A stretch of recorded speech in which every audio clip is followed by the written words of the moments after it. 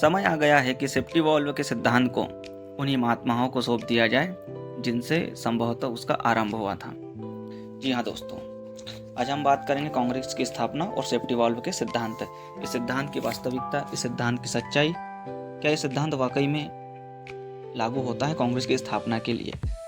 ठीक है, यह सिद्धांत सबसे पहले तो वेडन वर्न ने 1913 में ह्यूम की जीवनी लिखी थी, उसमें प्रकाशित हुआ था। गोपनीय रिपोर्ट का जिक्र किया था। उसके बाद 1916 में यंग इंडिया में करमपंथी नेता लाला लाजपत राय ने सुरक्षा वॉल्व की इस परिकल्पना का प्रतिपादन किया था। यह विशेषतः किया था उन्होंने कांग्रेस के नरमपंथी धड़े के ऊपर किया था खास करके।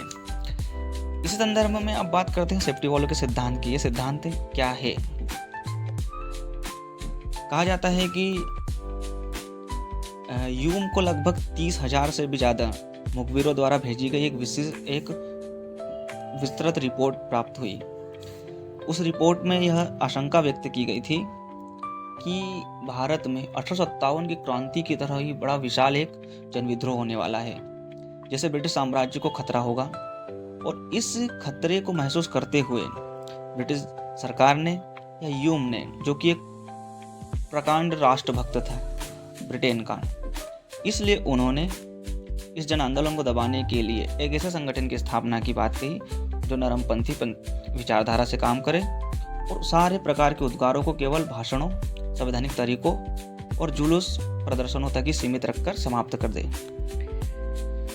बस इसी कड़ी में ह्यूम का बचाव किया गया है वेडन वर्न के द्वारा।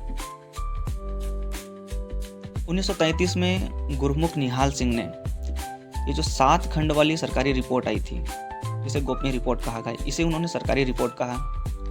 दूसरी तरफ एंड्रूज और मुखर्जी जैसे विद्वानों ने कहा कि सीआईडी के द्वारा तैयार की गई थी। और ह्यूम चूंकि सरकारी अधिकारी थे, इसलिए उन्हें इस रिपोर्ट को प्राप्त करने में कोई दिक्कत नहीं हुई। यानी पामदत्त इन सभी लोगों से भी एक कदम आगे जाते हैं और लाला लाजपत राय भी इस प्रकार की बातों का समर्थन करते हैं कि सेफ्टी वॉल्व का सिद्धांत ही कांग्रेस की स्थापना के लिए प्रमुख था।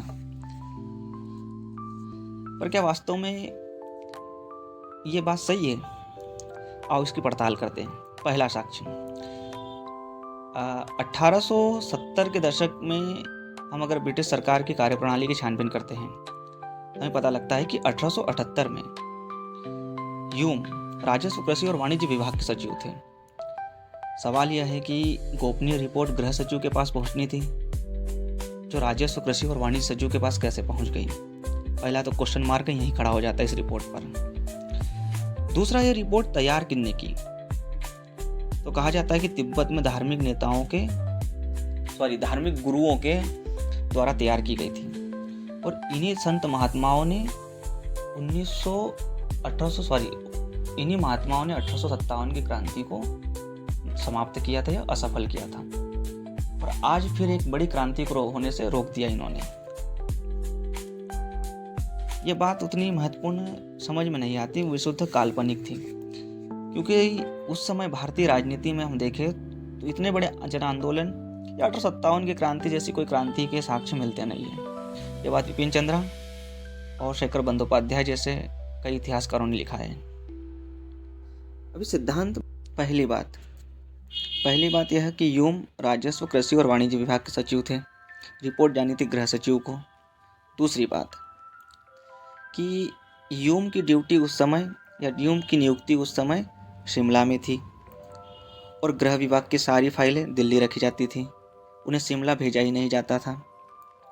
तीसरी बात कि 30,000 मुखबिर आए कहाँ से थे, क्योंकि उस समय खुफिया विभाग में कुछ 100 से ज़्यादा कर्मचारी नहीं थे। जैसा कि लाला लाजपत राय ने लिखा कि हिंसा भड़काने की आशंका के कारण कांग्रेस की स्थापना की गई, तो ब्रिटिश सरकार ने इसके लिए 7 साल तक इंतजार क्यों किया, ये भी एक सवाल है। तो दोस्तों, इस वीडियो में यहीं तक। यदि आपको इतिहास से संबंधित किसी और महत्वपूर्ण मुद्दे या दर्शन के किसी गहरे विषय पर बातचीत करनी हो या वीडियो बनवाना हो तो कमेंट में ज़रूर बताएं। चैनल को सब्सक्राइब करें, वीडियो को लाइक करें। धन्यवाद।